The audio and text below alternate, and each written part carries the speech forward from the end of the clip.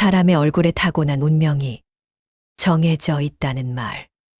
여러분은 믿으십니까? 늙은 관상가의 손끝에서 뒤바뀌어버린 두 아이의 기구한 운명, 하늘이 내린 정승의 상을 타고났으나 미천한 나무꾼의 자식으로 태어난 아이, 그 귀한 운명을 억지로 빼앗으려 했던 탐욕스러운 사도. 늙은 관상가는 아이의 얼굴에 씻을 수 없는 흉터를 새겨 그 운명을 숨겨버리는데, 여러분의 구독과 좋아요로 월양이에게 응원의 마음을 보태주세요. 그럼 오늘도 월향야담이 들려주는 옛날 이야기. 지금 바로 시작합니다. 하늘이 노하셨는지 아니면 어느 귀신의 곡소리인지 알 길 없는 비바람이 몰아치던 어느 여름밤이었습니다. 충청도 어느 깊은 산세 아래 등잔불조차 가물거리는 외딴 오두막에 삿갓을 깊게 눌러쓴 노객 하나가 찾아들었지요. 빗줄 기는 창호지를 두들기며 마치 하늘이 땅을 향해 매질을 하는 듯 했고, 천둥 소리는 마을 전체를 뒤흔들었습니다. 번개가 칠 때마다 산등성이의 검은 그림자가 마치 살아있는 괴물처럼 일렁이며 춤을 추었습니다. 이런 밤이면 평소 호랑이도 굴 속에 몸을 웅크리고 산속의 정령들조차 숨을 죽이는 법이었습니다. 그런 악천후 속에서도 묵묵히 산길을 오르던 노인이 있었으니, 바로 팔도 강산을 제 집 안마당처럼 누비며 사람의 얼굴에 박힌 운명의 지도를 읽어낸다는 조선 최고의 상법가 허초시였습니다. 그의 나이는 이미 고희를 넘겼으나 걸음걸이는 여전히 힘차고 단단했습니다. 젖은 삿갓에서는 빗물이 폭포수처럼 쏟아졌고, 도포 자락은 진흙탕물에 흠뻑 젖어 있었습니다. 허허, 비가 예사롭지 않구나. 천둥 번개가 이리도 요란한 것을 보니 오늘 이 집에서 필시 예사롭지 않은 기운을 마주할 모양이로다. 허초 씨는 오두막 문 앞에 섰습니다. 문틈 사이로 새어나오는 희미한 등잔불빛이 그의 주름진 얼굴을 비췄습니다. 그 얼굴에는 평생 수만 명의 운명을 읽어온 이의 깊은 통찰력과 세상의 이치를 꿰뚫어본 현자의 고요함이 서려 있었습니다. 노인이 문을 두드리자 안에서 놀란 듯한 발걸음 소리가 들렸습니다. 이런 깊은 산 중에, 그것도 이토록 사나운 날씨에 찾아오는 이가 있다는 것이 얼마나 이례적인 일이었겠습니까?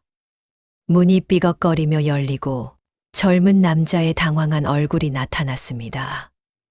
남자는 먼저 허초 씨의 차림새를 훑어보았습니다. 비록 옷은 낡았으나 그 속에서 풍기는 품격과 기품은 결코 평범한 유랑객이 아님을 말해주고 있었습니다. 이보시게, 나그네, 이 험한 날씨에 어찌 이 깊은 산중까지 오셨소? 어서 들어오시게. 변변찮은 집이나마 비는 피할 수 있을 것이오. 젊은 남자의 목소리는 순박했습니다. 가난하지만 타인을 배려할 줄 아는 따뜻한 마음씨가 그 말투에 배어 있었습니다. 허초 씨는 젖은 도포 자락을 털며 방 안으로 들어섰습니다. 좁은 방 안은 깨끗이 정돈되어 있었으나 가난의 흔적은 곳곳에 역력했습니다. 벽에는 바람이 새어 들어오는 틈을 헝겊으로 막아놓은 자국이 있었고, 천장의 석가래는 오래되어 여기저기 굽어 있었습니다. 그러나 신기하게도 방 안에는 가난한 집에서는 좀처럼 느낄 수 없는 따뜻하고 평화로운 기운이 감돌고 있었습니다. 그를 맞이한 것은 가난하지만 눈빛 많은 맑은 젊은 부부였지요. 남편은 30 남짓으로 보이는 건장한 체격의 사내였습니다. 굵은 손마디와 거친 피부는 그가 평생 나무를 베고 짊어지며 살아온 나무꾼임을 말해주고 있었습니다. 아내는 27~8쯤 되어 보이는 여인으로 가늘고 섬세한 손가락은 오랜 세월 바느질을 해온 흔적을 간직하고 있었습니다. 날이 변변한 대접은 못하겠지만 따뜻한 보리밥과 숭늉이라도 드시고 가시지요. 아내가 공손히 인사를 올리며 부엌으로 향했습니다. 잠시 후 김이 모락모락 나는 보리밥 한 그릇과 구수한 숭늉이 소반에 담겨 나왔습니다. 반찬이라고는 된장과 무나물이 전부였으나 정성스럽게 담긴 음식에서는 주인의 마음이 고스란히 느껴졌습니다. 고맙소이다. 이런 험한 날씨에 낯선 이를 반겨주시니 두 분의 덕이 하늘에 닿을 것이오. 허초 씨는 감사의 말을 전하고 숟가락을 들었습니다. 보리밥은 거칠었으나 정갈했고 숭늉은 구수하고 따뜻했습니다. 그는 천천히 밥을 먹으며 방 안을 둘러보았습니다. 그때였습니다. 방 한켠 낡은 이불 속에서 잠든 아이의 모습이 허초 씨의 눈에 들어왔습니다. 7살쯤 되어 보이는 아이는 고요히 잠들어 있었습니다. 달빛 같은 얼굴, 길고 가지런한 속눈썹, 작고 오똑한 코. 평범한 서민의 자식이라고는 믿기지 않을 만큼 수려한 용모였습니다. 부부는 그런 아들을 바라보며 어색하게 웃었습니다. 저희 아들 길동이옵니다.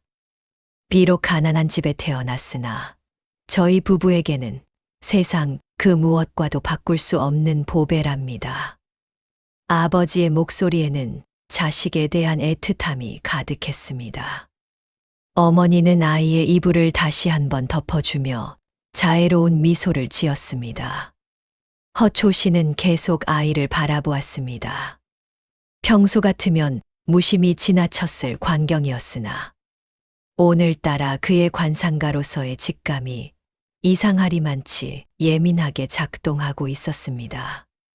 마치 보이지 않는 손이 그의 시선을 아이에게로 이끄는 것만 같았습니다. 부부는 갑작스러운 귀객의 방문에 당황하면서도 최선을 다해 대접하려 애썼습니다. 남편은 창고에서 얼마 남지 않은 장작을 더 가져와 아궁이에 넣었고 아내는 정성스럽게 차를 우려냈습니다. 허초 씨는 밥상을 마주하고 앉아 있었으나 자꾸만 시선이 잠든 아이에게로 향했습니다. 그의 숟가락질은 점점 느려졌고 마침내 완전히 멈춰 섰습니다. 숟가락을 든 손이 미세하게 떨리기 시작했습니다. 이럴 수가. 허초 씨의 내면에서 충격의 파도가 밀려왔습니다. 평생 수만 명의 얼굴을 보아온 그였지만 지금 그가 보고 있는 것은 지금껏 단 한 번도 마주한 적 없는 놀라운 관상이었습니다. 무심결에 길동의 얼굴을 자세히 들여다본 허초 씨의 눈이 점점 커졌습니다. 그의 눈동자는 마치 거대한 보석을 발견한 탐험가처럼 반짝이기 시작했습니다. 아이의 이마, 즉 천정텐팅에서 뿜어져 나오는 기운이 예사롭지 않았기 때문입니다. 잠든 아이의 이마는 넓고 반듯했습니다. 관상학에서 천정이란 하늘에서 부여받은 복록과 지위를 나타내는 가장 중요한 부위입니다. 그런데 이 아이의 천정은 마치 광활한 대지처럼 넓고 깊었으며 그 위로 흐르는 기운은 황금빛으로 일렁이고 있었습니다. 허초 씨의 손에 들려있던 숟가락이 방바닥으로 툭 하고 떨어졌습니다. 쨍그랑하는 소리가 고요한 방 안에 울려 퍼졌습니다. 날이 괜찮으시옵니까? 부부가 놀라 물었으나 허초 씨는 대답도 하지 못한 채 아이만 응시하고 있었습니다. 그의 눈은 마치 깊은 우물처럼 가라앉아 있었고 입술은 파르르 떨리고 있었습니다. 이럴 수가. 산비탈 무너져가는 초가집에 어찌 이런 용의 기운이 서려 있단 말이냐. 허초 씨는 자신도 모르게 중얼거렸습니다. 그의 목소리는 경이로움과 경외심으로 가득 차 있었습니다. 아이의 관상은 그가 평생 책에서만 읽어왔던 전설 속에서나 존재한다던 제왕의 상이었습니다. 이마는 드넓은 돼지 같았고 눈동자는 잠든 중에도 샛별처럼 반짝였습니다. 코는 당당하게 솟아 있었고 입은 굳게 다물어져 있으되 그 주변으로 흐르는 기운은 자비롭고 따뜻했습니다. 이 아이는 장차 이 나라의 운명을 짊어질 정승의 제목이 분명하다. 허초시의 내면에서 확신이 솟구쳤습니다. 그것은 단순한 추측이 아니었습니다. 평생 관상을 연구하고 수많은 얼굴을 읽어온 그의 모든 경험과 지식이 한 목소리로 외치고 있었습니다. 날이 무슨 말씀을 그리 하시는지. 남편이 조심스럽게 물었으나 허초 씨는 여전히 아이에게서 눈을 떼지 못했습니다. 그는 천천히 자리에서 일어나 아이에게 다가갔습니다. 부부는 영문을 모른 채 그저 노인의 행동을 지켜볼 뿐이었습니다. 허초 씨는 조심스럽게 아이 곁에 무릎을 꿇었습니다. 그의 손이 천천히 움직여 아이의 이마를 가볍게 스쳤습니다. 순간 전율이 그의 온몸을 관통했습니다. 손끝으로 전해지는 기운은 강렬하고도 찬란했습니다. 마치 태양의 조각을 만지는 것 같았습니다. 아, 정말이로구나. 이 아이는 타고난 성군의 기질을 가졌구나. 허초 씨의 목소리는 흥분을 감추지 못하고 가늘게 떨렸습니다. 부부는 어안이 벙벙하여 서로의 얼굴만 쳐다볼 뿐이었지요. 날이 그게 무슨 말씀이옵니까? 저희 아이가 무슨... 아버지가 황급히 물었습니다. 그의 목소리에는 기대 반, 두려움 반이 섞여 있었습니다. 가난한 나무꾼의 아들이 대단한 인물이 될 것이라니 믿기 어려운 일이었지만 동시에 가슴 한편이 뛰기도 했습니다. 허초 씨는 깊은 숨을 들이마셨습니다. 그는 아이의 얼굴 전체를 천천히 살피기 시작했습니다. 눈썹의 모양, 귀의 형태, 인중의 깊이, 턱의 윤과 하나하나가 모두 귀한 상이었습니다. 그러나 심장이 터질 듯한 환희도 잠시였습니다. 허초 씨가 아이의 얼굴을 더 자세히 살피기 위해 턱 끝을 들어 올리고 귀 뒤편의 어두운 그늘을 살폈을 때였습니다. 그러자 노인의 안색이 순식간에 잿빛으로 변했습니다. 빛이 강하면 그림자도 깊은 법이라 했던가. 아이의 귀 뒤편 솜털이 채 가시지 않은 그 여린 살갗 아래로 검푸른 핏줄이 마치 독사처럼 뒤엉켜 있었습니다. 그것은 평범한 혈관이 아니었습니다. 관상학에서 사살스 사이라 불리는 죽음을 부르는 징조였습니다. 아, 하늘이 어찌 이리도 가혹하단 말이냐. 허초 씨의 입에서 절규에 가까운 탄식이 흘러나왔습니다. 그의 두 손이 부들부들 떨렸고 이마에는 식은땀이 송골송골 맺혔습니다. 날이 무슨 일이십니까? 우리 아이에게 무슨 문제라도. 어머니가 놀라 달려와 아이를 끌어안았습니다. 모성 본능이 그녀로 하여금 위험을 감지하게 했습니다. 허초 씨는 한동안 말을 잇지 못했습니다. 그는 깊은 숨을 몇 차례 들이마신 후에야 겨우 입을 열었습니다. 천하를 호령할 대들보를 내리시고는 그 기둥을 채 세우기도 전에 무너뜨릴 벼락을 함께 심어 놓으셨으니 노인의 목소리는 비통함으로 가득했습니다. 이 아이는 10살을 넘기지 못하고 저승사자의 손에 이끌려갈 명주를 타고났습니다. 그 말이 떨어지자 방 안의 공기가 얼어붙었습니다. 어머니는 비명을 삼키며 아이를 더욱 꽉 껴안았고 아버지는 그 자리에 주저앉고 말았습니다. 밖에서는 여전히 천둥과 번개가 울부짖고 있었습니다. 마치 하늘도 이 비극적인 운명을 슬퍼하는 것만 같았습니다. 허초 씨는 차마 부부에게 더 이상의 말을 할 수 없어 창밖에서 오는 귀신 같은 바람 소리만 하염없이 듣고 있었습니다. 그의 눈에는 평생 관상가로 살아오며 수없이 목격한 운명의 잔인함에 대한 깊은 회한이 서려 있었습니다. 폭풍우가 잦아든 이튿날 아침, 동쪽 하늘은 핏빛으로 물들어 있었습니다. 밤새 내린 비로 산과 들은 씻긴 듯 맑았으나 오두막 안의 분위기는 어제보다 더욱 무거웠습니다. 부부는 밤새 한숨도 자지 못했습니다. 어머니는 아이를 품에 안은 채 끊임없이 눈물을 흘렸고 아버지는 방 안을 쉴 새 없이 오가며 무엇인가 방법을 찾으려 애썼습니다. 허초 씨 역시 밤을 지새웠습니다. 그는 자신이 가지고 다니는 오래된 관상학 서적들을 펼쳐놓고 무언가를 찾고 있었습니다.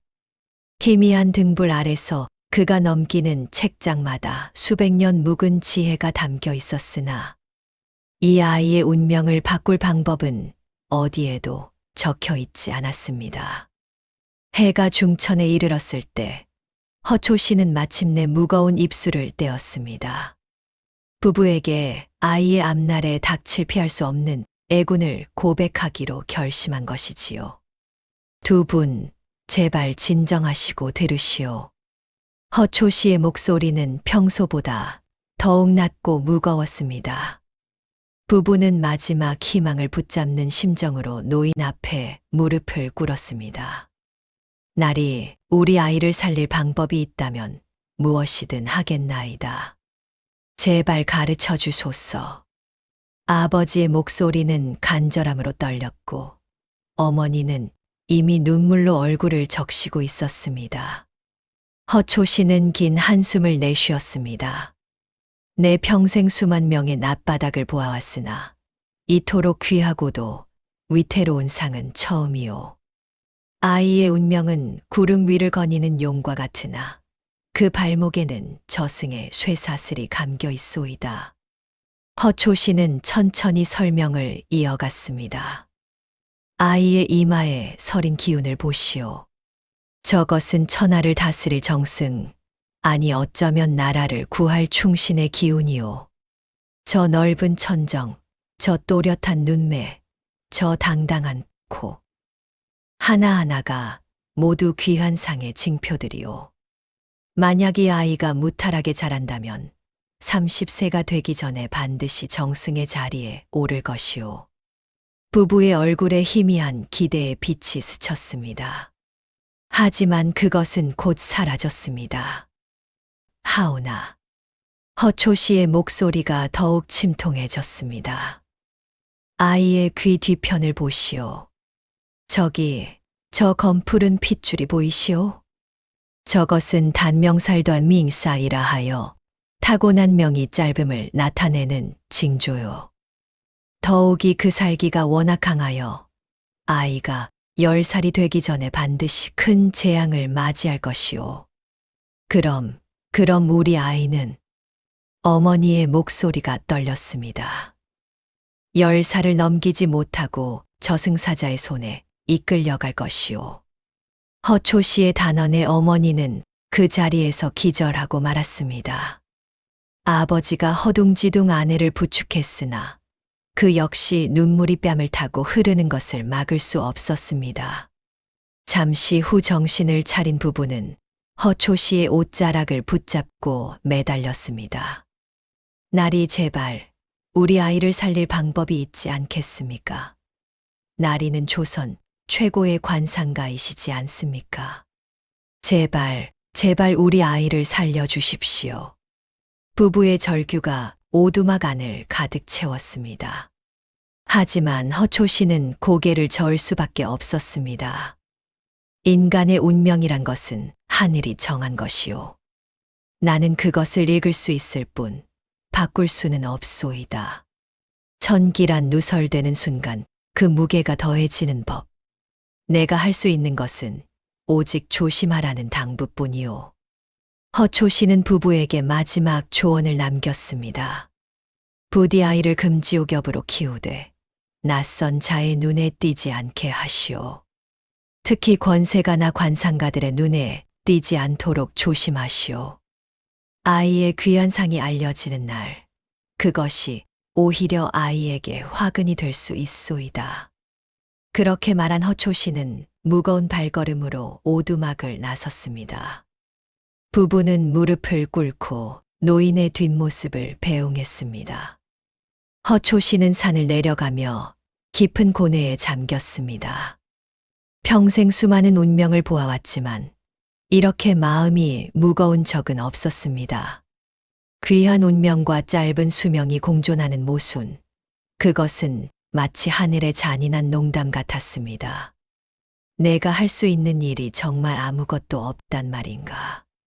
그는 걸음을 멈추고 하늘을 올려다보았습니다. 구름 한 점 없이 맑은 하늘이 너무도 무심해 보였습니다. 아, 가엾도다. 정승이 될 상을 타고 났건만 10살도 채우지 못하고 떠나야 하다니. 그 짧은 탄식이 바람을 타고 흘러갔습니다. 마침 산 아래에서 나무를 캐던 마을 안악이 그 소리를 들었습니다. 그녀는 호기심이 많기로 유명한 사람이었지요. 정승이 될 상, 산 위 나무꾼의 집 말고는 이 근처에 다른 집이 없는데, 안악은 급히 마을로 내려가 이 신기한 소문을 퍼뜨렸습니다. 들었어요? 산 위에 사는 나무꾼 댁 아들이 정승될 상이래요. 어제 폭풍 후 치던 밤에 유명한 관상가가 와서 그랬다는데. 뭐라고? 그 가난뱅이 집 아들이? 아이고, 세상에 그런 일이. 하지만 10살도 못 넘기고 죽는데요. 소문은 꼬리에 꼬리를 물고 퍼져나갔습니다. 처음에는 동정과 안타까움으로 시작된 소문이었으나 입에서 입으로 전해지며 점점 과장되고 왜곡되기 시작했습니다. 마을 사람들의 시선이 점차 곱지 않게 변해갔습니다. 그리고 그 소문은 결국 고을에서 가장 귀가 밝은 사람, 바로 사또 조학주의 귀에까지 닿고 말았습니다. 조학주는 이 고을을 다스리는 사또였으나 그의 관심사는 오로지 하나뿐이었습니다. 바로 자신의 외아들을 정승으로 만드는 것이었습니다. 그에게는 15살 된 아들 조석범이 있었습니다. 조학주는 아들이 태어난 날부터 온갖 직관과 점쟁이를 불러 모아 아들의 운명을 점치게 했습니다. 하지만 돌아온 대답은 늘 비슷했습니다. 도련님은 재물복은 있으나 큰 관직에는 오르기 어려우실 듯합니다. 학문에 오는 평범하고 무반으로 나아가도 소성할 바 없어 보입니다. 이런 말을 들을 때마다 조학주는 분노했습니다. 자신이 평생 모은 재물과 권력을 물려줄 아들이 평범한 관직에 머무른다는 것이 참을 수 없었던 것입니다. 그래서 그는 더욱 집착적으로 아들의 운명을 바꿀 방법을 찾아 헤맸습니다. 비싼 값을 치르고 귀한 약재를 구해 아들에게 먹였고 유명한 스승을 초빙해 학문을 가르쳤습니다. 심지어는 무당을 불러 굿을 하고 스님을 청해 불경을 읽게 하기까지 했습니다. 하지만 아들의 자질은 여전히 평범했습니다. 조석범은 게으르고 오만했으며 학문에는 관심이 없었습니다. 그저 아버지의 권세를 믿고 백성들을 함부로 대하는 것이 일상이었습니다. 그런 조학주에게 들려온 소문이었으니 그가 얼마나 충격을 받았겠습니까? 뭐라, 내 아들도 아닌 일개 나무꾼의 자식이 정승이 될 상이라고. 조학주는 소문을 전해준 아전을 노려보았습니다. 그의 눈에는 질투와 분노, 그리고 무엇인가를 계획하는 듯한 음흉한 빛이 서려 있었습니다. 그 관상쟁이가 누구라 했느냐? 허초씨라는 자로 팔도를 떠돌며 관상을 본다는 소문이 자자한 자입니다. 허초 씨. 그렇다면 그 자가 진짜 실력이 있다는 말이 아니냐? 이복에 당장 그 늙은 관상쟁이를 잡아오너라. 내 눈으로 그 천기를 확인해야겠다. 조학주의 목소리에는 위험한 집착이 배어 있었습니다. 사또의 명을 받은 포졸들이 즉시 산으로 향했습니다. 그들은 마을 사람들에게 허초 씨의 행방을 물었고 누군가가 어제 서쪽 고개 너머로 넘어가는 것을 보았다고 일러주었습니다. 포졸들은 말을 달려 허초 씨를 뒤쫓았습니다. 이틀을 쫓고 쫓긴 끝에 마침내 어느 주막에서 쉬고 있던 허초 씨를 발견했습니다. 허초 씨, 사또 나리의 명이시다. 순순히 따라오시오. 포졸 대장이 큰 소리로 외쳤습니다. 주막 안의 사람들이 모두 놀라 쳐다보았습니다. 허초 씨는 차를 마시던 손을 멈추고 천천히 고개를 들었습니다. 그의 얼굴에는 이미 이런 일이 일어날 것을 예상했다는 듯한 표정이 지나갔습니다. 내가 무슨 죄를 지었기에 잡아가려 하시오. 죄가 있고 없고는 사또 나리께서 판단하실 일이오. 어서 따라오시오. 포졸들이 허초 씨를 애워쌌습니다. 허초 씨는 저항하지 않았습니다. 그는 이미 자신이 저지른 실수를 깨닫고 있었습니다. 천기를 누설한 것, 그것도 조심성 없이 중얼거려 소문이 퍼지게 만든 것. 내 경솔함이 그 아이에게 더 큰 화를 불러올 것을 어찌 몰랐단 말인가. 허초 씨는 자책하며 포졸들을 따라 나섰습니다. 제야홉장 동원의 대면, 동원 마당으로 끌려온 허초 씨 앞에 조학주가 앉아 있었습니다. 사또의 얼굴에는 탐욕과 교활함이 역력했습니다. 그 옆에는 조석범이 거만한 표정으로 서 있었습니다. 허초 씨, 내가 그 유명한 관상가로구나. 조학주의 목소리는 겉으로는 부드러웠으나 그 속에는 위협이 숨어 있었습니다. 그러하옵니다.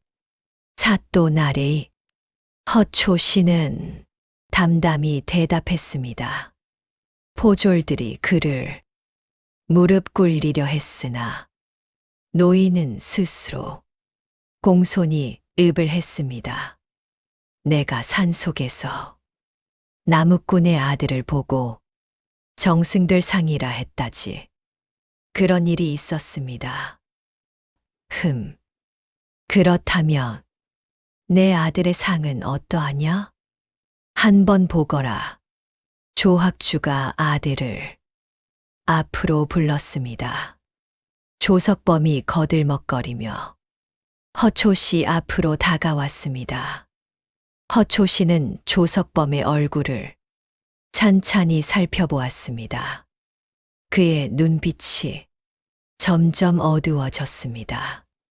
조석범의 상은 평범했습니다. 아니, 평범하기는커녕 좋지 않은 징조들이 곳곳에 보였습니다. 눈매는 날카로우나 탁하고 인중은 얕으며 입꼬리는 아래로 처져 있었습니다. 이는 성격이 포악하고 인덕이 없으며 자신의 재물조차 지키기 어려운 상이었습니다. 어떠하냐? 내 아들의 상이 정승의 상이 아니냐? 조학주가 기대에 찬 목소리로 물었습니다. 허초 씨는 잠시 망설였습니다. 진실을 말하면 사또의 노여움을 살 것이 분명했습니다. 하지만 거짓을 말하는 것도 그의 양심이 허락하지 않았습니다. 사또 나리, 소인이 보기에 도련님의 상은 뭐냐? 어서 말해보거라. 평범하옵니다. 재물복은 타고나셨으나 큰 관직에 오르기는 어려우실 듯합니다. 순간 동헌 안의 공기가 얼어붙었습니다. 조학주의 얼굴이 시퍼렇게 질렸습니다. 조석범은 모욕을 당했다는 듯 분노에 떨었습니다. 감히 사또의 아들을 모욕하느냐?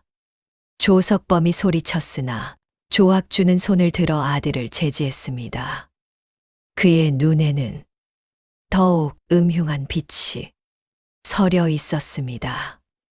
제열장 악마의 제안. 조학주는 좌우를 물리쳤습니다. 동헌에는 오직 그와 허초씨, 그리고 조석범만 남게 되었습니다. 허초씨, 조학주가 낮고 위협적인 목소리로 말했습니다. 내가 솔직히 말한 것은 가상하나 나는 그 대답이 마음에 들지 않는다. 그는 자리에서 일어나 허초씨에게 다가갔습니다.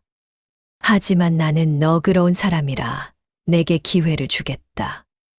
내가 듣기로 관상을 보는 자들 중에는 사람의 운명을 바꿀 수 있는 비수를 아는 자들도 있다던데 사실이냐?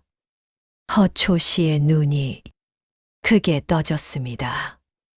그는 사또가 무엇을 요구하려는지 직감했습니다. 사또 나리, 그것은 대답만 하거라. 가능하냐, 불가능하냐? 조학주의 목소리에 압박이 실렸습니다. 허초씨는 긴 침묵 끝에 대답했습니다. 이론적으로는 가능합니다. 하지만 그것은 하늘의 이치를 거스르는 대죄이며 좋다. 조학주가 허초씨의 말을 끊고 외쳤습니다. 그의 얼굴에 광기 어린 기쁨이 번졌습니다. 바로 그것이다. 내가 그 산속 아이의 운명을 내 아들에게 옮겨 심어라. 사또 나리, 그것은 안 됩니다. 두 아이 모두를 죽이는 길입니다. 허초씨가 급히 외쳤습니다. 환혼상황혼상이라는 비술은 이론상으로만 존재할 뿐 실제로 성공한 예가 없습니다. 설령 가능하다 해도 그것은 천기를 어지럽히는 대죄로 닥쳐라. 조학주가 허초씨의 멱살을 잡고 나지막이 속삭였습니다. 그것은 제안이 아니라 협박이었지요. 보아하니 내 놈의 눈이 명경지수민 진쯔쇼이라 하더구나. 내 너에게 제안을 하마. 그 비천한 아이의 운명을 내 아들에게 옮겨 심어라. 내 놈이 가진 비술로 아이의 기운을 뺏어 내 아들의 이마에 심는다면 평생 먹고 살 금은보화를 주마. 조학주는 잠시 말을 멈추었다가 더욱 낮은 목소리로 이어갔습니다. 허나 거부한다면 그 아이와 부모는 오늘로 이 세상 사람이 아닐 것이다. 내가 영모의 죄를 뒤집어 씌워 삼족을 멸할 것이니. 허초씨는 몸서리 쳤습니다. 사또, 인명은 제천이며 관상은 하늘이 내린 지도입니다. 어찌 사람의 손으로 이를 조작하려 하십니까? 천기, 하늘? 그런 것이 내게 무슨 소용이냐? 나는 내 아들이 정승이 되는 것만 보면 된다. 조학주는 이성을 잃은 듯 소리쳤습니다.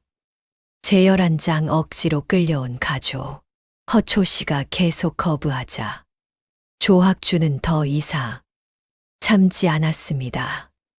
그는 즉시 포졸들을 산으로 보내 길동의 가족을 잡아오게 했습니다. 다음 날 새벽, 길동의 가족은 아무런 이유도 모른 채 관하로 끌려왔습니다. 어린 길동은 겁에 질려 어머니의 치마폭을 붙잡고 떨었고, 부모는 영문을 몰라 어찌할 바를 몰랐습니다. 날이 저희가 무슨 죄를 지었습니까? 제발 말씀해 주십시오. 아버지가 애원했으나 조학주는 냉소를 지을 뿐이었습니다. 내 놈들의 죄는 분수를 모르고 정승될 아들을 낳은 것이다. 그는 포졸들에게 명했습니다. 저 부부를 형태에 묶어라. 포졸들이 달려들어 부부를 떼어놓았습니다. 길동이 비명을 지르며 부모에게 달려가려 했으나 조석범이 아이의 멱살을 잡아 넘어뜨렸습니다. 이 흉물 같은 놈이 내가 정승이 될 상이라고? 우습기도 하지. 조석범이 어린 길동을 발로 차자 아이는 마룻바닥을 굴렀습니다. 아이를 때리지 마시오. 제발.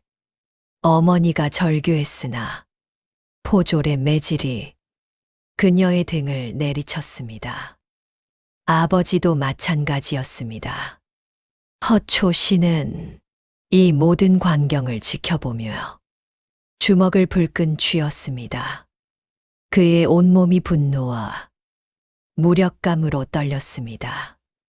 자, 보아라, 허초씨. 조학주가 음험하게 웃으며 말했습니다.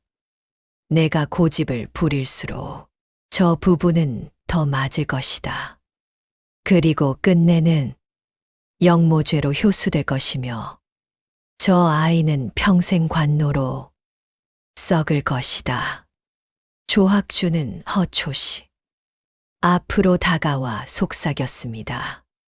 하지만 내가 술법을 행한다면 부모는 살려주마. 대신 저 아이는 운명을 뺏긴 채 병신으로 살든 죽든 상관치 않겠다. 선택하거라. 노인의 고집인가? 아니면 저 여린 목숨인가?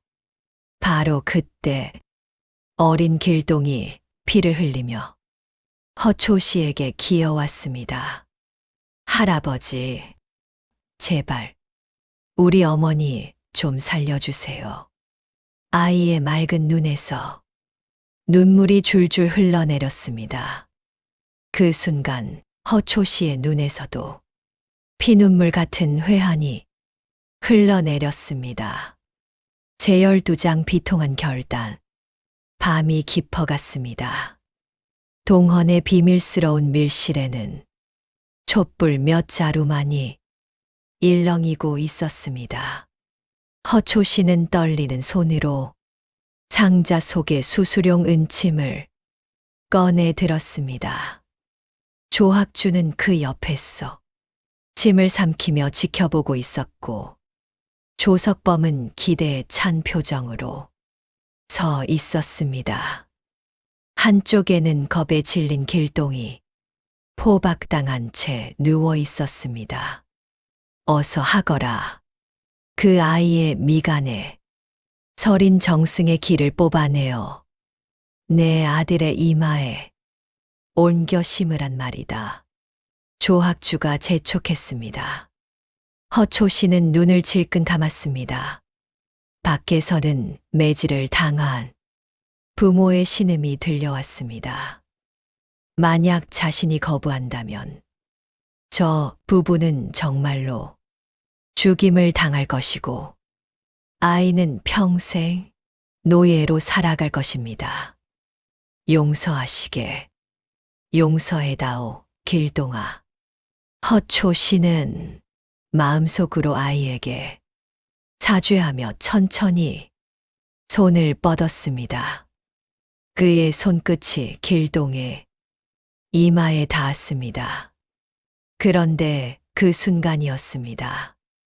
허초 씨의 손가락이 아이의 미간을 따라 움직이다가 귀 뒤편을 스쳤습니다.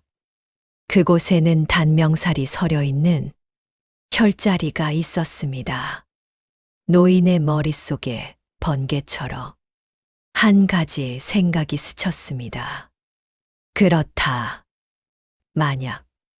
만약 내가 저 단명살에 혀를 끊어버린다면 아이는 살 수 있을지도 모른다.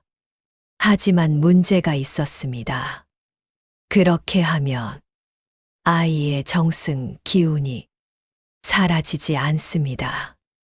조학주가 원하는 것을 얻지 못하면 아이의 가족을 해칠 것입니다. 그렇다면 정승 기운을 숨기는 것이다. 허초 씨의 눈이 번쩍 뜨였습니다. 순간적으로 한 가지 계획이 떠올랐습니다. 위험하고 대담한, 하지만 이것만이 유일한 방법이었습니다. 제열세장 기막힌 속임수. 허초 씨의 손놀림이 번개처럼 빨라졌습니다. 그는 먼저 은침으로 길동의 귀 뒤편, 단명살이 흐르는 혈자리를 정확히 찔렀습니다. 아이가 비명을 지르려 할 때 노인이 재빨리 다른 혀를 눌러 아이를 기절시켰습니다. 그리고는 날카로운 작은 칼로 길동의 미간을 가로지르는 깊은 상처를 냈습니다. 으악! 깨어난 아이의 비명이 울려 퍼졌습니다. 피가 흘러내렸습니다. 이게 무슨 짓이냐? 기운을 옮기랬더니 왜 상판을 망쳐놓는 것이냐? 조학주가 놀라 외쳤습니다. 허초 씨는 가쁜 숨을 몰아쉬며 답했습니다. 사또, 이 아이의 기운이 너무 강해 그대로는 옮길 수 없사옵니다. 정승의 기운이란 것은 용의 기운, 산 용을 그대로 잡으려 하면 반드시 실패합니다. 먼저 그 용을 가두어야 하옵니다. 허초 씨는 재빨리 거짓말을 이어갔습니다. 지금 이 흉터로 그 용의 길을 봉인했사옵니다. 이제 자제분의 이마에 그 기운을 옮겨 심겠나이다. 조학주는 반신반의했으나 허초 씨의 말이 그럴듯하게 들렸습니다. 좋다. 어서 계속하거라. 허초 씨는 길동에게서 조금의 피를 받아냈습니다. 그리고는 조석범을 앞에 앉혔습니다. 도련님, 잠시 눈을 감고 계십시오. 조석범이 눈을 감자 허초 씨는 그의 이마에 길동의 피를 바르며 주문을 외우기 시작했습니다. 그것은 진짜 주문이 아니라 그저 허튼 소리였지만 조학주와 조석범은 진지하게 듣고 있었습니다. 사실 허초 씨는 아무것도 옮기지 않았습니다. 대신 그는 자신이 가지고 있던 특수한 약물을 조석범의 이마에 발랐습니다. 그 약물은 잠시 동안 피부를 자극해 붉게 빛나게 만드는 효과가 있었습니다. 몇 분 후, 조석범의 이마가 붉게 빛나기 시작했습니다. 아, 아버지, 제 이마가 뜨겁습니다. 그렇다. 저것이 용의 기운이다. 조학주는 기뻐하며 환호성을 질렀습니다. 허초 씨는 조용히 뒤로 물러섰습니다. 그는 자신이 한 일이 무엇인지 정확히 알고 있었습니다. 길동의 단명살은 끊어 목숨을 살렸지만 대신 깊은 흉터를 새겨 그 귀한 정승의 상을 추한 껍데기 속에 숨겨버렸습니다. 조석범에게는 가짜 기운, 즉 잠시만 번데르르해 보이는 허상쉬샹을 심어주었습니다.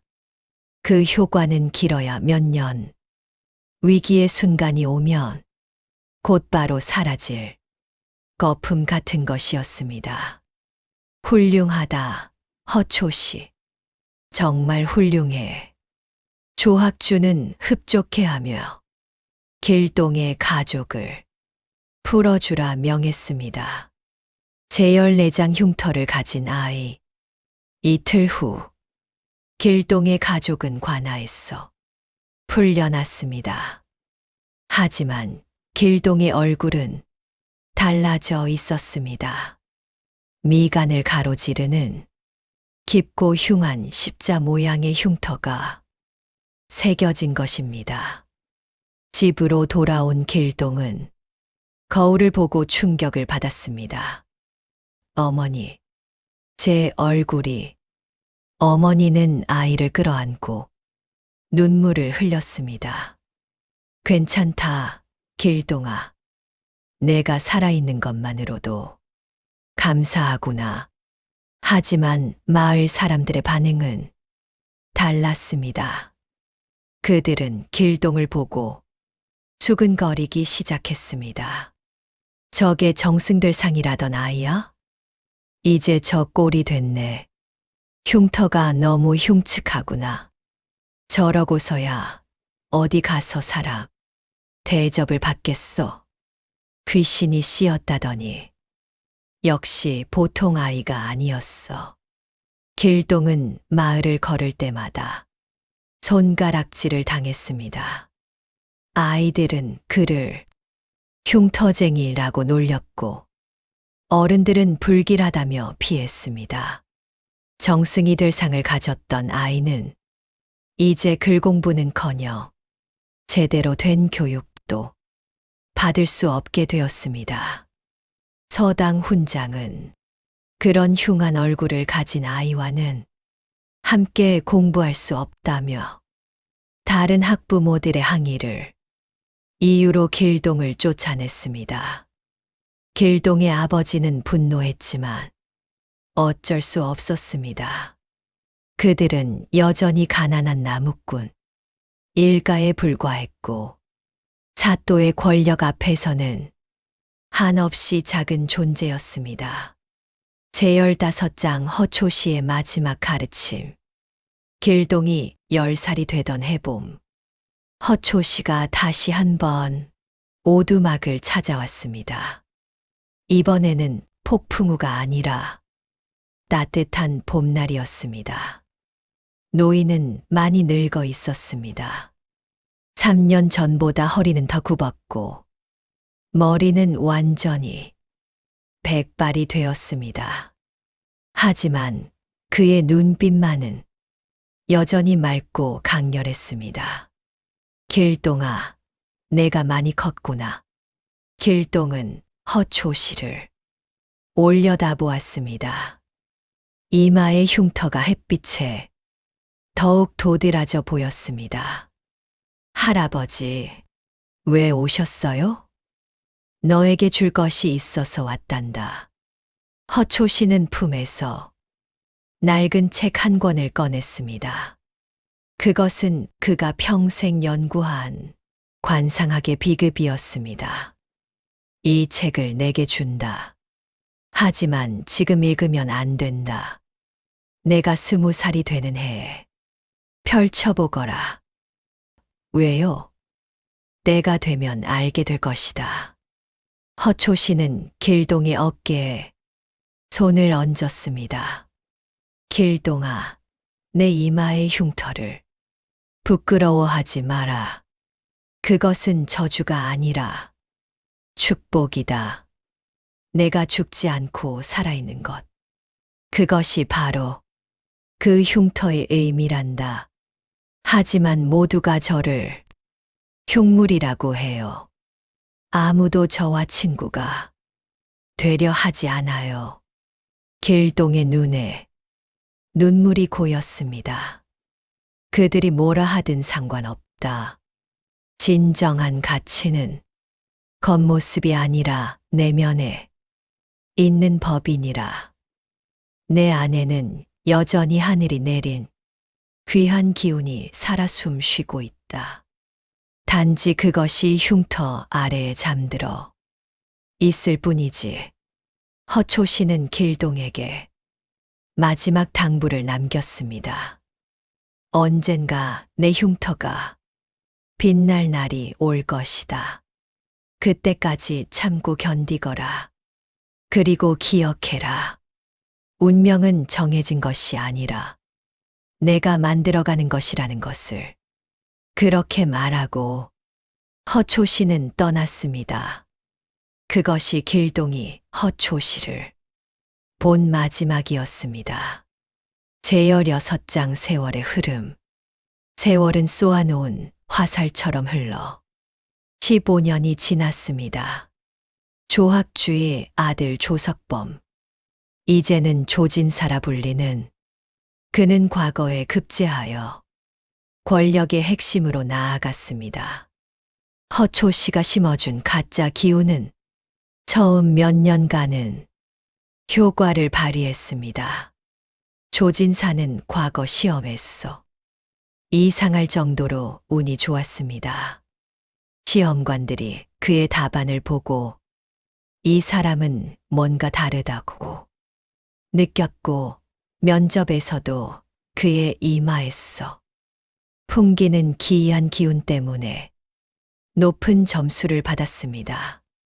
하지만 그것은 어디까지나 허상이었습니다. 실제 조진사의 능력은 평범했고 성품은 아버지보다 더 잔인하고 오만방자했습니다. 정승이 된 후 조진사는 백성의 고혈을 짜내어 제 배를 채우는 탐관오리가 되었습니다. 그는 뇌물을 받고 재판을 왜곡했으며 권력을 남용해 무고한 사람들을 옥에 가두었습니다. 이 모든 것이 내 타고난 운명이다. 조진사는 자신의 성공이 허초 씨의 속임수, 덕분이라는 것을 까맣게 모른 채 자신이 정말로 정승이 될 운명을 타고났다고 믿었습니다. 제17장 역졸이 된 길동. 한편 얼굴에 깊은 흉터를 가진 청년이 된 길동은 한양 도성 변방에서 미천한 역졸로 살아가고 있었습니다. 20살이 되던 해 길동은 허초 씨가 남긴 책을 펼쳤습니다. 그 안에는 관상학의 비법들과 함께 마지막 장에 허초 씨의 편지가 있었습니다. 길동아, 내가 이 편지를 읽고 있다면 너는 이미 20살이 넘었을 것이다. 내 이마의 흉터, 그것은 내가 내 목숨을 살리기 위해 새긴 것이다. 내게는 원래 10살을 넘기지 못할 단명의 살이 있었다. 하지만 나는 그 혀를 끊었고 동시에 내 귀한 상을 흉터 속에 숨겼다. 언젠가 내 몸에 큰 위기가 닥치는 날이 올 것이다. 그날 내 피가 흉터 위로 흐르면 봉인되었던 내 진짜 운명이 깨어날 것이다. 그때까지 잘 살아남거라. 그리고 기억하거라. 진정한 정승이란 화려한 옷을 입은 자가 아니라 백성의 아픔을 아는 자라는 것을. 길동은 편지를 읽고 눈물을 흘렸습니다. 그제야 모든 것을 이해했습니다. 허초 씨가 자신을 저주한 것이 아니라 살린 것임을. 하지만 현실은 여전히 가혹했습니다.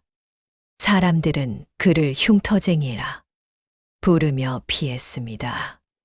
길동은 죄인을 압송하거나 밤길을 순찰하는 천한 일을 하며 근근히 살아갔습니다. 그러나 길동의 눈빛만은 15년 전 그날 허초 씨가 보았던 그 황금빛 총기를 여전히 품고 있었습니다. 단지 그 기운이 깊은 흉터 아래에 눌려 소리 없이 때를 기다리고 있을 뿐이었습니다. 길동은 비록 천한 신분이었지만 그의 행동은 남달랐습니다. 억울하게 잡혀온 죄수가 있으면 몰래 도와주었고, 배고픈 아이들을 보면 자신의 끼니를 나눠주었습니다. 동료 역졸들은 그런 길동을 비웃었습니다. 야, 흉터쟁이. 내가 무슨 양반이라도 되는 줄 아냐? 천한 주제의 선비 흉내는. 하지만 길동은 개의치 않았습니다. 그는 허초 씨의 말을 기억하고 있었습니다. 진정한 가치는 내면에 있다고. 제18장 난세의 도래. 어느 날 도성에 원인 모를 역병이 돌기 시작했습니다. 사람들이 갑자기 쓰러지고 거리에는 시체가 쌓여갔습니다. 조정은 속수무책이었습니다. 조진사는 역병이 도는 지역을 봉쇄하라고 명령했습니다. 하지만 그것은 백성을 살리기 위함이 아니라 역병이 양반 구역으로 번지는 것을 막기 위함이었습니다. 천민들이 죽든 말든 무슨 상관이냐? 중요한 것은 우리 같은 귀한 신분의 사람들을 지키는 것이다. 조진사의 명령으로 가난한 마을 전체가 봉쇄되었습니다. 음식과 물도 끊겼습니다. 사람들은 굶주림과 질병으로 죽어갔습니다. 길동은 이 광경을 보고 참을 수 없었습니다. 그는 밤마다 봉쇄선을 넘어 마을로 음식과 약을 날랐습니다. 다른 역졸들이 말렸습니다. 미쳤어. 내가 죽고 싶어. 걸리면 너도 같이 갇힐 거야. 그래도 사람이 죽어가는데 보고만 있을 수는 없소. 길동의 단호한 대답이었습니다. 그렇게 몇 달이 흘렀습니다. 역병은 점차 잦아들었으나 이번에는 더 큰 위기가 닥쳤습니다. 서북쪽에서 오랑캐가 국경을 넘어 침입해 온 것입니다. 동시에 남쪽에서는 탐관오리들의 가렴주구에 견디다 못한 백성들이 낫과 곡괭이를 들고 반란을 일으켰습니다.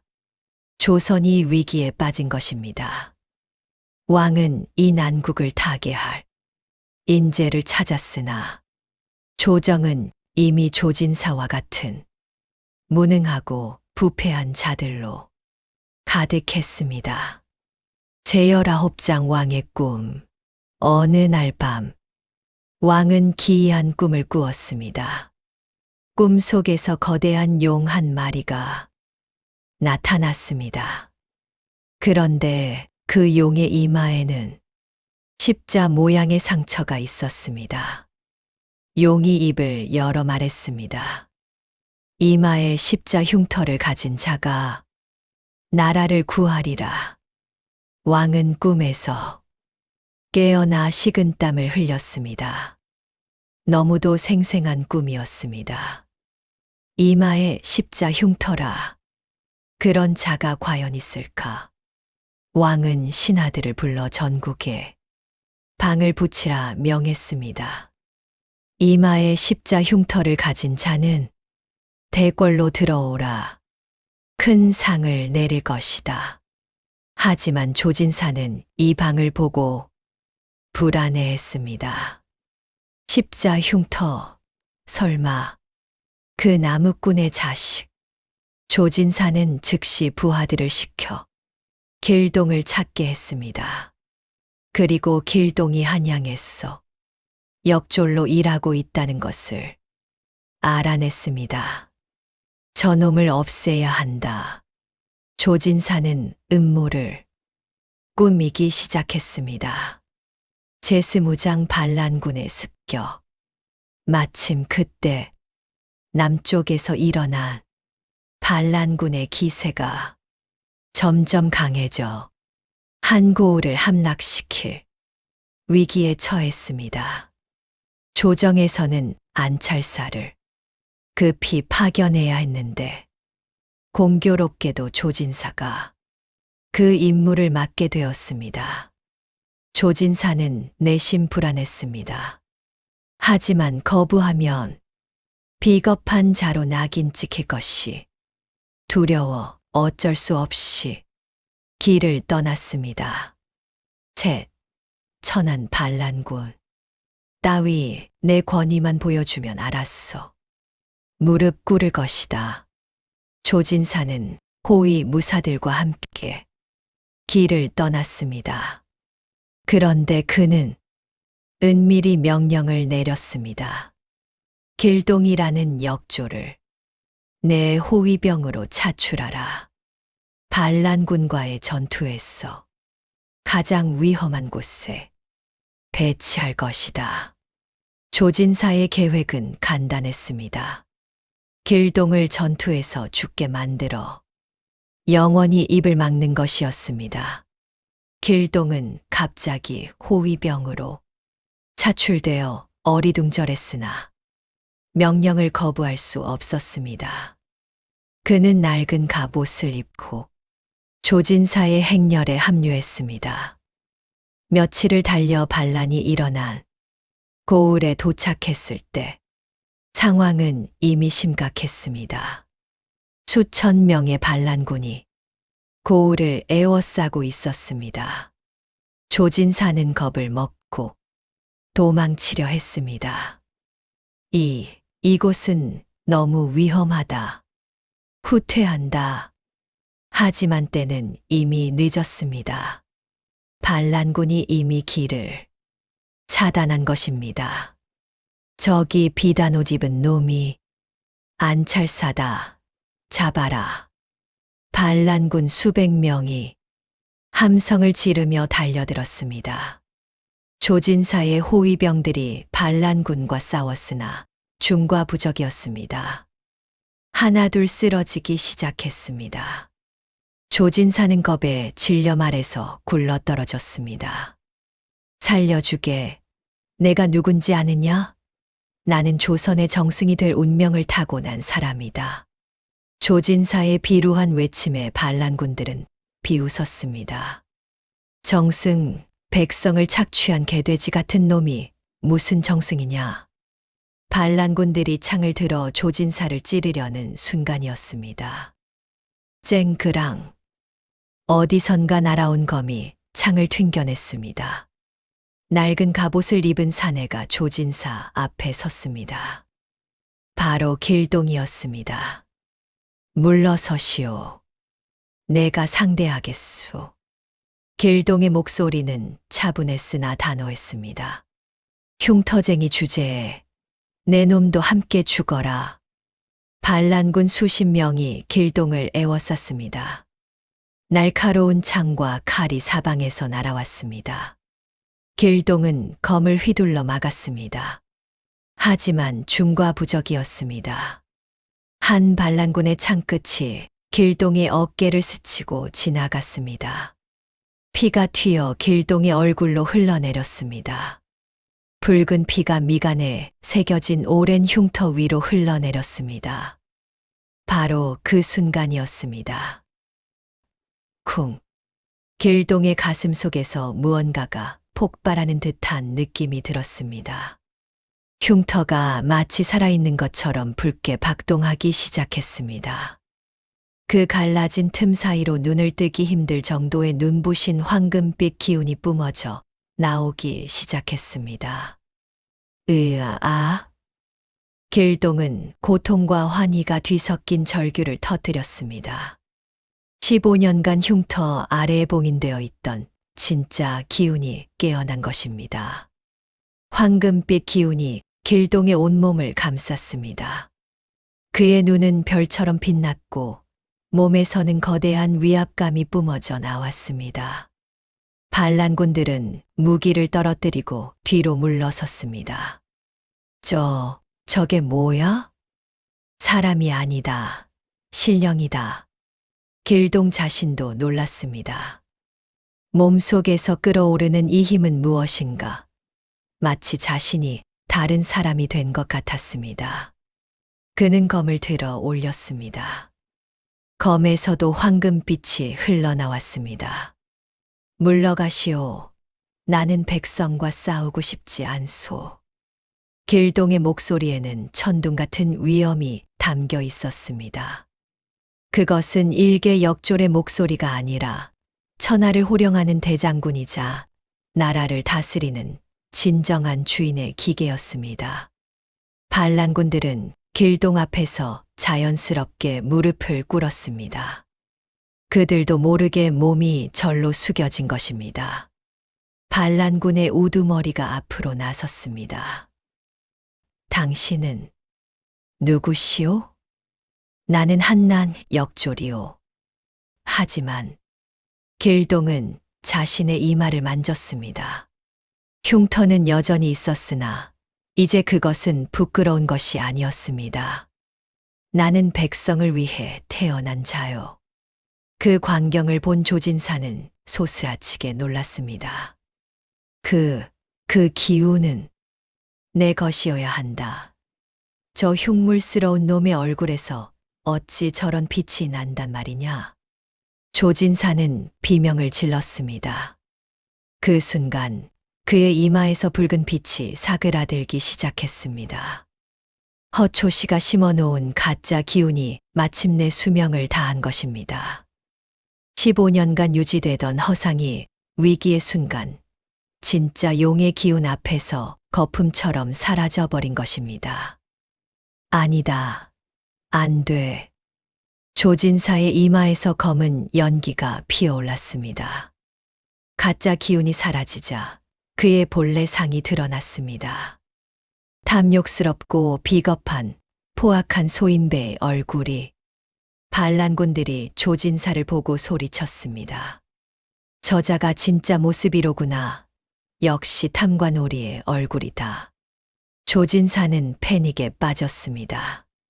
자신이 정승이 될 운명이라 믿었던 모든 것이 거짓이었다는 것을 깨달은 순간이었습니다. 아버지가 무슨 짓을 한 거야? 조진사는 무릎을 꿇고 주저앉았습니다. 길동은 조진사를 내려다보았습니다. 분노가 치밀어 올랐으나 그는 참았습니다. 당신은 백성을 괴롭혔소. 하지만 내가 당신을 죽이면 나도 당신과 같은 사람이 되는 것이오. 길동은 검을 거두었습니다. 당신을 왕께 넘기겠소. 왕께서 판단하실 것이오. 길동은 반란군 우두머리에게 물었습니다. 당신들은 왜 반란을 일으켰소? 우두머리가 비통하게 답했습니다. 우리가 원한 것은 반란이 아니었소. 다만 살고 싶었을 뿐이오. 탐관오리들이 세금을 너무 많이 거두어 곡식을 모두 빼앗아 갔소. 굶어 죽는 아이들을 보며 참을 수 없었소.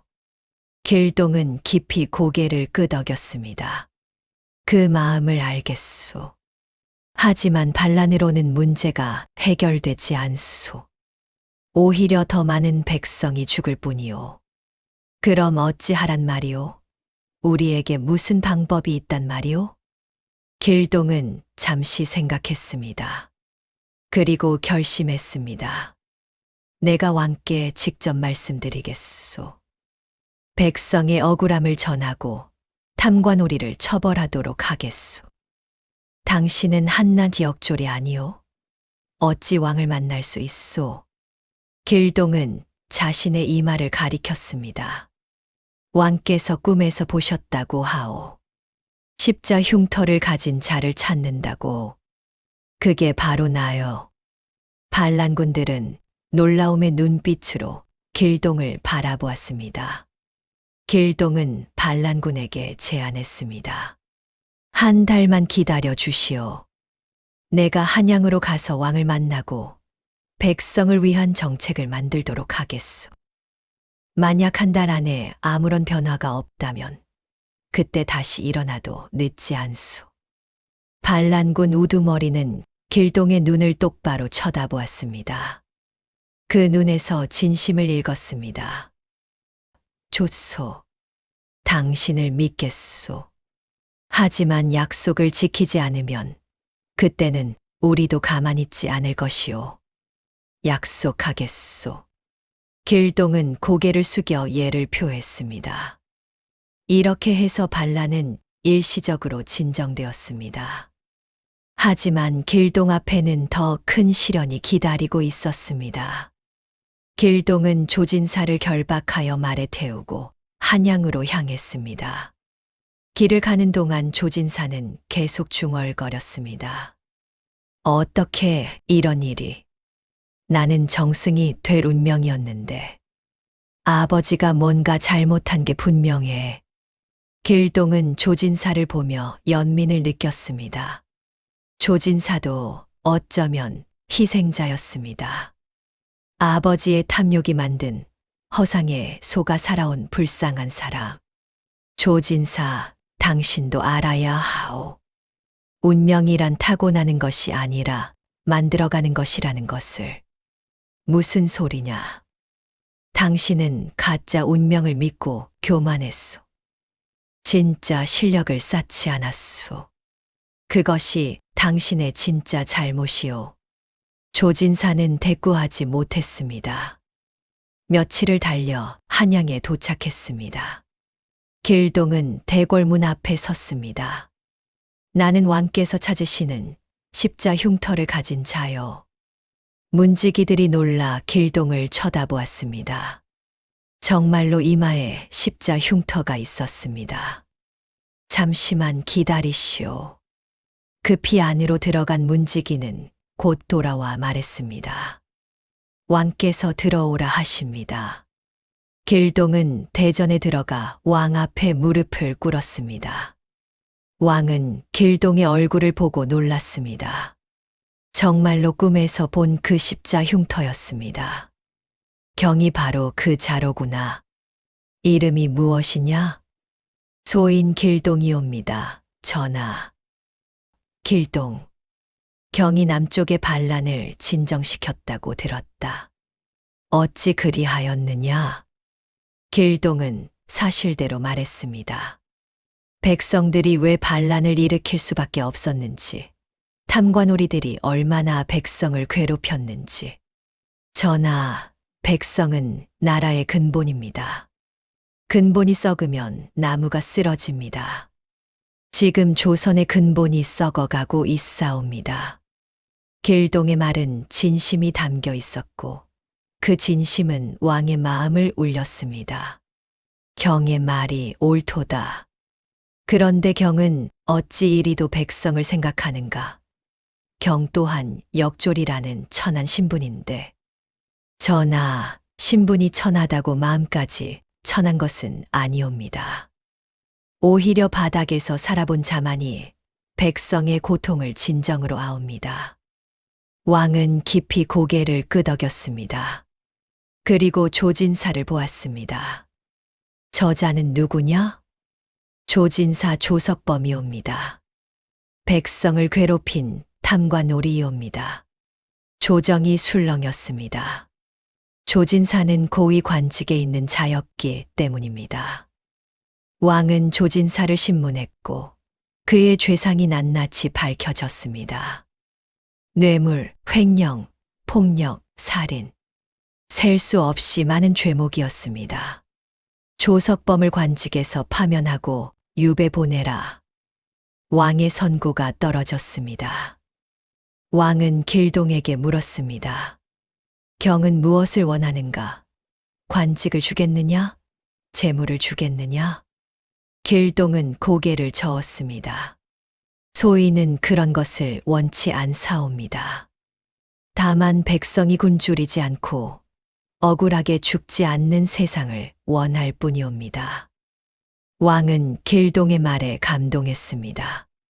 경의 뜻이 고귀하도다.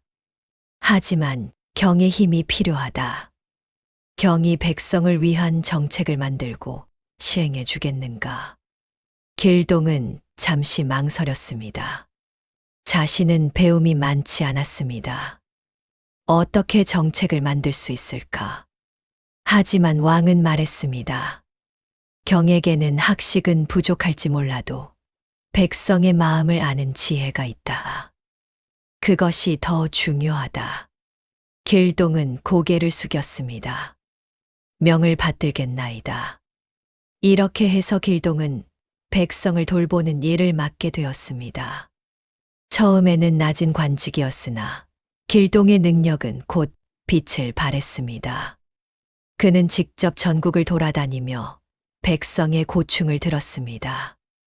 탐과 놀이를 색출하고 억울한 사람을 구했습니다. 굶주린 백성에게 곡식을 나누어 주고 병든 이에게 약을 지어 주었습니다. 길동의 이마에 있는 흉터는 이제 백성들에게 희망의 표식이 되었습니다. 사람들은 십자 흉터를 가진 관리가 온다고 하면 기뻐하며 맞이했습니다. 한편 북쪽에서는 오랑캐의 침입이 계속되고 있었습니다. 조선의 군대가 여러 번 패배하고 국경 마을이 유린당했습니다. 왕은 고민에 빠졌습니다. 장수들을 보내도 계속 패배하는 것입니다. 길동을 불러라. 왕은 길동을 불렀습니다. 경이 북방의 오랑캐를 막아줄 수 있겠는가? 전하, 소인은 전쟁을 배운 적이 없사옵니다. 하지만 경에게는 백성을 지키려는 마음이 있다. 그것만으로 충분하다. 길동은 명을 받들어 북방으로 향했습니다. 그에게는 정식 군사 훈련을 받은 병사가 아니라 백성들 사이에서 모집한 의병들이 주어졌습니다. 북방에 도착한 길동은 놀랐습니다. 조선군이 계속 패배한 이유를 알게 된 것입니다. 장수들은 안전한 곳에 숨어 있었고 병사들은 굶주리고 있었습니다. 무기는 낡았고 사기는 바닥이었습니다. 이래서야 어찌 싸울 수 있겠는가? 길동은 먼저 병사들을 돌보았습니다. 자신의 복록을 털어 병사들에게 음식을 제공했습니다. 낡은 무기를 고치고 훈련을 시켰습니다. 하지만 무엇보다 중요한 것은 병사들의 마음을 얻는 것이었습니다. 여러분, 우리가 지키는 것은 무엇입니까? 바로 우리의 가족이고 우리의 고향입니다. 오랑캐에게 우리 땅을 빼앗기면 우리 가족이 노예가 됩니다. 길동의 말에 병사들의 눈빛이 변했습니다. 우리는 이길 수 있습니다. 왜냐하면 우리는 우리 땅을 지키는 것이고 저들은 남의 땅을 빼앗으려는 것이기 때문입니다. 병사들이 환호했습니다. 며칠 후 오랑캐 군대가 대규모로 침입했습니다. 수천 명의 기병이 먼지를 일으키며 달려왔습니다. 조선군은 겁을 먹었습니다. 하지만 길동은 침착했습니다. 두려워하지 마시오. 우리에게는 지형의 이점이 있소. 길동은 병사들을 산골짜기에 배치했습니다. 오랑캐 기병은 평원에서는 강하지만 좁은 산길에서는 무용지물이었습니다. 오랑캐가 산골짜기로 들어오자 길동이 신호를 보냈습니다. 지금이다. 산 위에서 돌과 통나무가 굴러 내려왔습니다. 오랑캐 기병은 혼란에 빠졌습니다. 그 틈을 타서 조선군이 화살을 쏘고 창을 찔렀습니다. 길동도 직접 앞장서서 싸웠습니다. 그의 이마에서는 여전히 황금빛 기운이 빛나고 있었습니다. 그 빛을 본 병사들은 용기를 얻었고 오랑캐는 두려움을 느꼈습니다. 저자가 신령이다. 오랑캐들이 외치며 달아나기 시작했습니다. 이렇게 해서 길동은 큰 승리를 거두었습니다. 오랑캐는 국경 너머로 물러갔고 다시는 쉽게 침범하지 못했습니다. 승전보가 한양에 전해지자 온 나라가 환호했습니다. 왕은 길동을 한양으로 불러 큰 상을 내렸습니다. 경의 공이 크도다. 무엇을 원하는가? 전하, 소인은 다만 백성이 평안하게 사는 것을 원할 뿐이옵니다. 왕은 감동하여 눈물을 흘렸습니다. 경 같은 신하가 있으니 조선이 망하지 않을 것이다. 시간이 흘러 길동은 35살이 되었습니다. 그동안 그는 수많은 공을 세웠습니다. 백성을 구하고 나라를 지키고 정의를 시현했습니다. 어느 날 왕이 길동을 불렀습니다. 경을 정승으로 삼고자 한다. 조정이 술렁였습니다. 천한 신분 출신을 정승으로 삼는다는 것은 전례가 없는 일이었습니다. 대신들이 반발했습니다. 전하, 길동은 미천한 출신이옵니다. 어찌 정승의 자리에 앉힐 수 있사옵니까? 게다가 얼굴에 흉터가 있는 자를 조정의 우두머리로 삼는다는 것은. 하지만 왕은 단호했습니다. 경들의 말을 듣고 보니 경들은 겉모습만 보는구나. 진정한 정승이란 화려한 집안 출신이 아니라 백성을 사랑하고 나라를 위하는 자이다. 왕은 길동을 쳐다보았습니다. 이 흉터야말로 나라를 구한 옥새보다 귀한 흔적이다. 껍데기만 번드르르한 소인배 100명보다.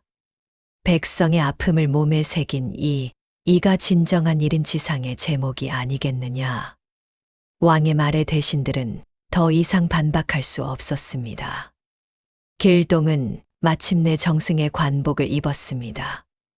허초 씨가 25년 전에 보았던 그 예언이 실현되는 순간이었습니다. 하지만 길동은 교만하지 않았습니다. 그는 여전히 백성을 위해 일했습니다. 정승이 된 길동은 대대적인 개혁을 시작했습니다. 첫째, 탐관오리를 색출하여 처벌했습니다. 아무리 높은 관직에 있어도 백성을 괴롭힌 자는 용서하지 않았습니다. 둘째, 세금 제도를 개혁했습니다. 가난한 백성의 세금을 줄이고 부유한 양반에게 더 많은 세금을 부과했습니다. 양반이라고 세금을 내지 않는 것은 부당하오. 모두가 공평하게 나라를 위해 기여해야 하오. 양반들이 반발했으나 길동은 물러서지 않았습니다. 셋째, 백성을 위한 정책을 만들었습니다. 흉년에는 곡식 창고를 여러 군 줄인 일을 구했습니다. 넷째, 교육을 개혁했습니다. 배움은 신분과 관계없이 모두에게 열려 있어야 하오. 이러한 개혁 덕분에 백성의 삶이 점차 나아지기 시작했습니다. 굶주림이 줄어들었고 억울한 일이 줄어들었습니다.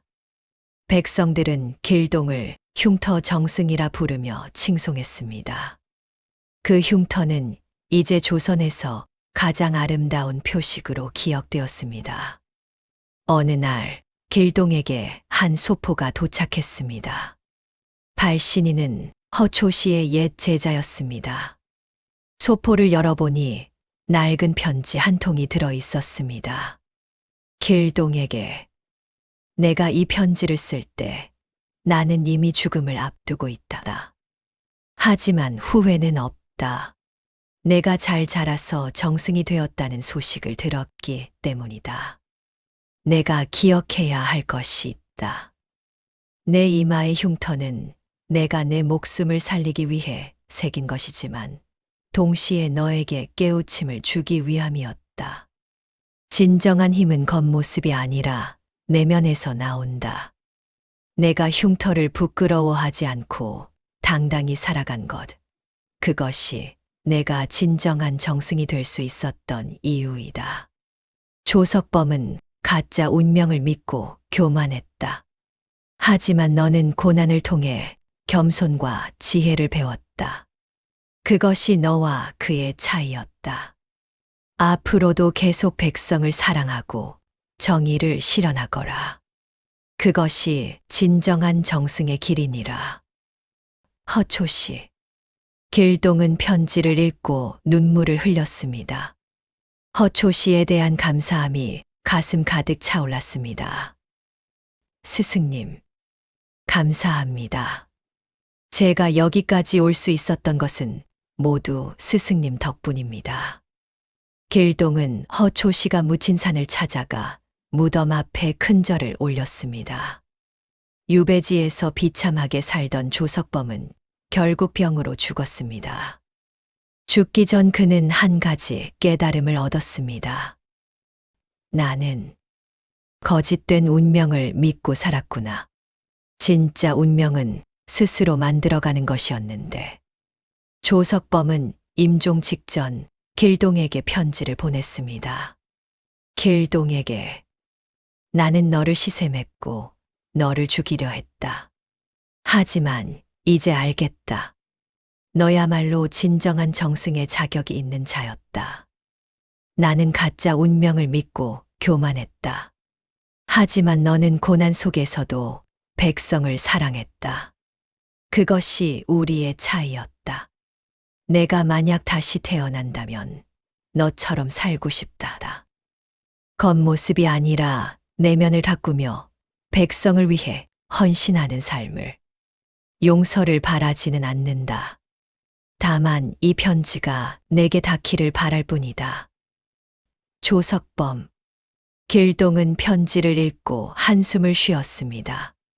그는 조석범을 미워하지 않았습니다. 오히려 불쌍하게 여겼습니다. 그도 희생자였구나. 아버지의 탐욕이 만든. 길동은 조석범을 위해 기도했습니다. 세월이 흘러 길동은 60세가 되었습니다. 그의 머리는 백발이 되었으나 이마의 흉터는 여전히 선명했습니다. 그는 25년간 정승으로 일하며 조선을 태평성대로 이끌었습니다. 백성은 굶주리지 않았고 나라는 평화로웠습니다. 하지만 길동은 결코 교만하지 않았습니다. 그는 여전히 검소하게 살았고 백성을 위해 일했습니다.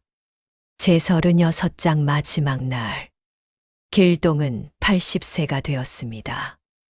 그의 몸은 많이 쇠약해졌으나 정신만은 여전히 맑았습니다. 어느 봄날, 길동은 자신의 죽음이 가까워졌음을 느꼈습니다. 그는 가족들을 불러 모았습니다. 살아가면서 한 가지만은 기억하거라. 진정한 가치는 겉모습이 아니라 내면에 있다는 것.